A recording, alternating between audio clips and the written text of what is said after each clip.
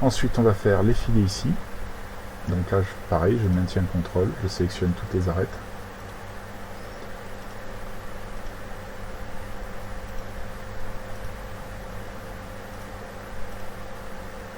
Comme ça.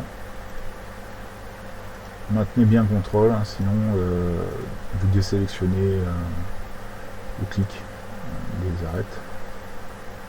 Il faut tout recommencer, c'est un peu mieux. Si on peut éviter de refaire 10 fois le travail, c'est mieux.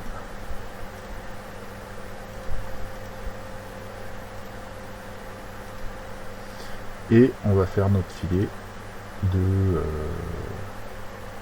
2 mm. Voilà. On va le baisser un peu parce que 2 ça fait beaucoup. On va mettre 1,5.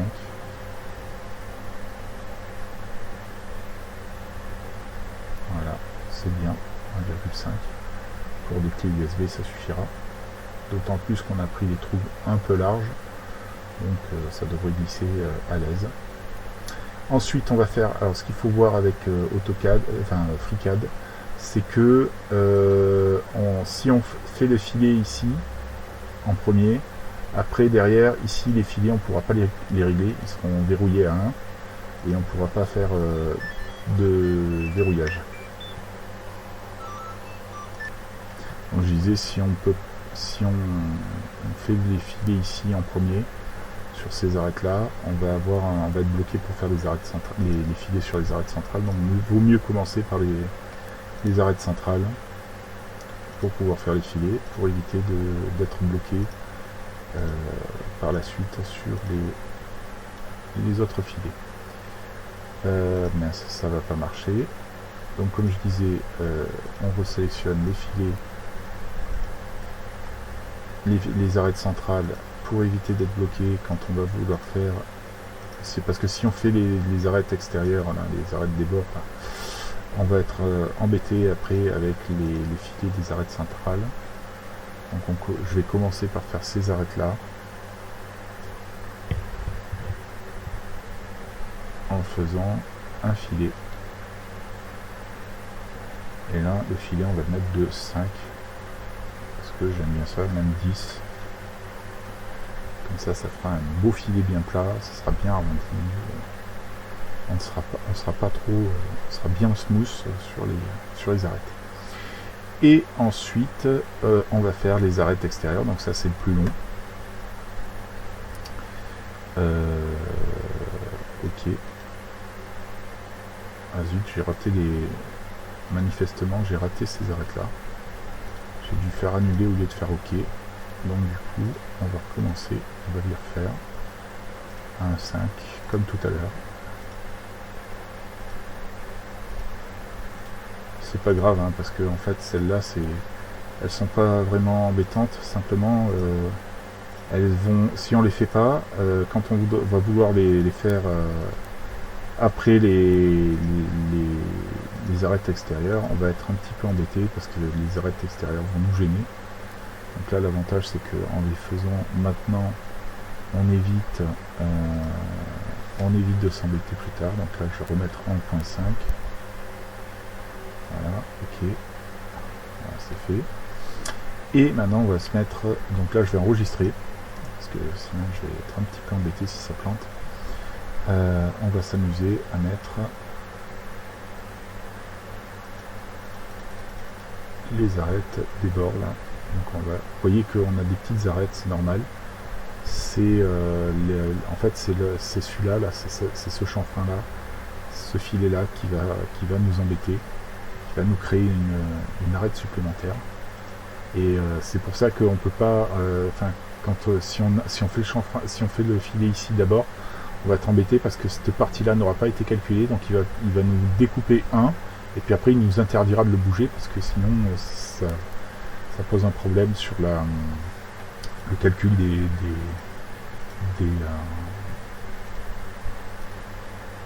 des filets. Donc voilà, donc je vais faire un joli filet.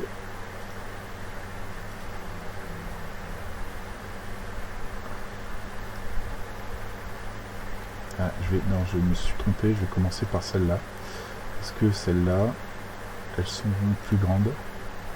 Donc je vais commencer par celle-là. Là aussi je crée d'abord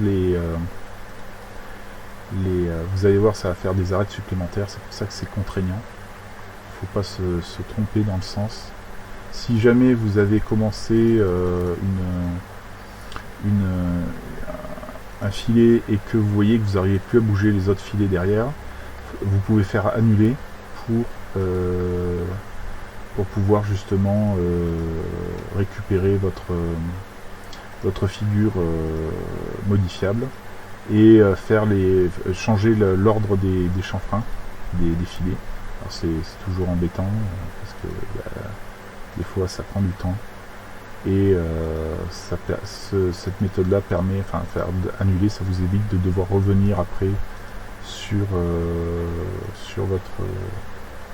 votre figure. Et zut, j'ai perdu les arêtes. Alors des fois vous voyez, je sélectionne une face, si ça vous arrive, vous recliquez dessus, ça la désélectionne.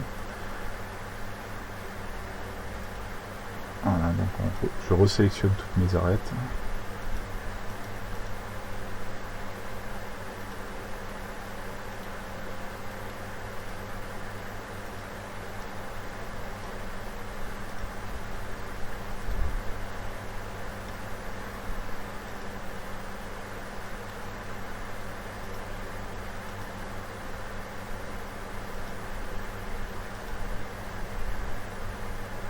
Ah, j'ai tout fait là.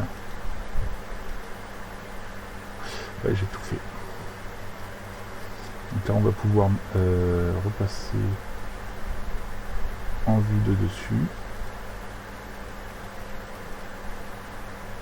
Et je vais pouvoir faire mes filets. Voilà, on voit bien qu'ils sont bien partout. Et donc, je vais pouvoir le mettre à commencer par 4. Je vais enregistrer parce que sinon, si ça plante, je peux récupérer. Et on va faire 5. Voilà, 5 ça passe. Vous voyez, c'est si ces deux lignes là se touchent que l'application elle plante. Voilà, donc c'est pour ça que il faut y aller doucement. Donc là je vais enregistrer et je vais faire OK. Et je vais réenregistrer pour être tranquille. Donc voilà, donc là j'ai mes petites lignes et là maintenant je vais pouvoir tout prendre. Prendre toutes ces petites. J'ai pris le point au lieu de prendre la ligne. Alors, le point c'est pas important, hein, c'est pas dramatique, mais si vous voulez l'annuler, il suffit de recliquer dessus. Donc je vais continuer à prendre mes petites sections de champ et on va faire le filet dessus. Alors en MSMA on appelle ça un chanfrein, ici ils appellent ça un filet. Alors le chanfrein, peut-être que c'est un poil plus droit parce qu'ils ont aussi un chanfrein dans le truc, c'est pour ça qu'ils parlent de filet avec ça. C'est pour ça qu'ils parlent de filet. Là ça va être un peu plus compliqué parce que c'est minutieux. On peut se planter. Toujours avec contrôle, on maintient le contrôle, on clique sur la figure. Alors si vous voulez déplacer la figure, vous pouvez aussi utiliser le bouton central de la souris, là, celui qui est sur la molette. La molette ça vous fait zoomer, mais après il faut alors pour pouvoir cliquer et déplacer avec la molette, il faut lâcher contrôle, mais juste après il faut reprendre contrôle pour recliquer sur les arêtes, sinon vous recommencez tout quoi.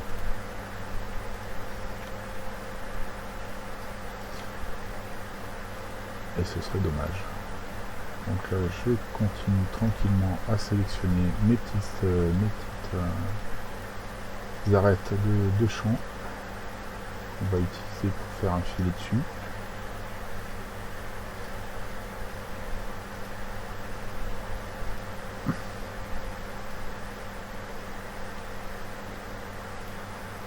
Et là, comme les arêtes sont déjà définies à ce niveau-là, il ne vous embêtera plus. Il vous laissera les faire, quoi.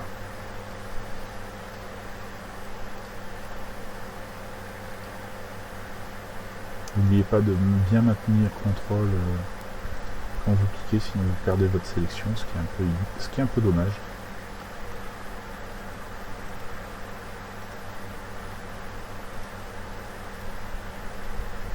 Voilà, et maintenant je vais faire ça.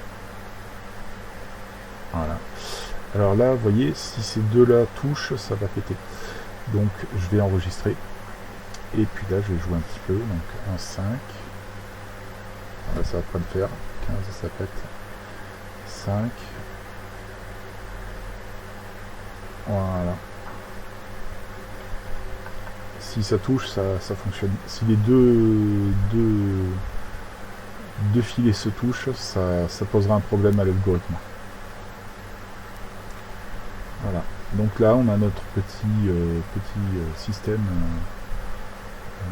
à cette branche qui est prêt à être utilisé et à être enregistré. Donc pour l'enregistrer, on enregistre déjà pour commencer, on valide les mesures, on enregistre.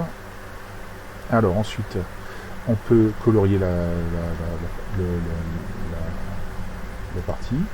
Pour ça, il suffit d'aller dans le corps et de prendre vue et de venir ici prendre shape color et vous pouvez la colorier en bleu. Moi j'aime bien le vert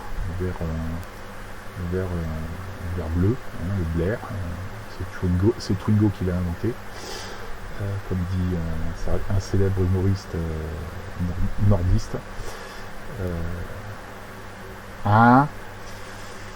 Et voilà, donc on a une jolie pièce prête à être imprimée en 3D et ça permet de mettre des clés USB. Voilà. Alors pour l'enregistrer, pour que l'imprimante soit capable de la gérer, il va vous falloir l'enregistrer il va falloir l'enregistrer déjà pour commencer. Et ensuite, il va falloir l'exporter en STL. Donc il faut chercher le truc qui s'appelle STL Mesh. On met STL Mesh et on va l'enregistrer. Donc moi je vais juste rajouter un 2 derrière. Et on va l'enregistrer. Voilà. On l'a enregistré. Quand on a fait ça, il faudra l'ouvrir sous Cura pour pouvoir la rendre pouvoir la rendre sur un format G-code pour imprimante. Voilà. Donc c'était la présentation AutoCAD, FreeCAD sous Linux. Alors bien sûr, FreeCAD est disponible aussi sous Windows, théoriquement. Et donc vous devriez pouvoir arriver à l'utiliser sur à peu près toutes les plateformes. Pour le récupérer, on retourne dans FreeCAD et on peut récupérer ce qu'on a fait. Donc je reprends le projet 2 et on retrouve nos systèmes prêts à être édités éventuellement. Alors après, comme je vous ai dit, vous pouvez toujours voir en perspective, ce qui est peut-être plus intéressant. Vous pouvez le faire tourner. Ensuite, on peut aussi utiliser le clavier pour les vues. Donc vous avez la vue de dessous, la vue de dessus. Alors, la vue de dessous c'est 5, la vue de dessus c'est 2. Après vous avez la vue d'arrière c'est 4, la vue de gauche c'est 5, la vue de droite c'est 3 et la vue de face c'est 1. Ça vous permet de pouvoir passer d'une vue à l'autre. Alors quand vous appuyez sur 0, vous tombez sur une vue un peu intermédiaire qui vous montre les choses. Donc, vous pouvez aussi l'afficher en isométrique, ce qui est pas mal, je trouve, parce que ça vous permet de le voir comme les ordinateurs, comme on pourrait l'avoir pour un jeu vidéo par exemple. Ça peut être intéressant. C'est fini. Je vous dis à la prochaine.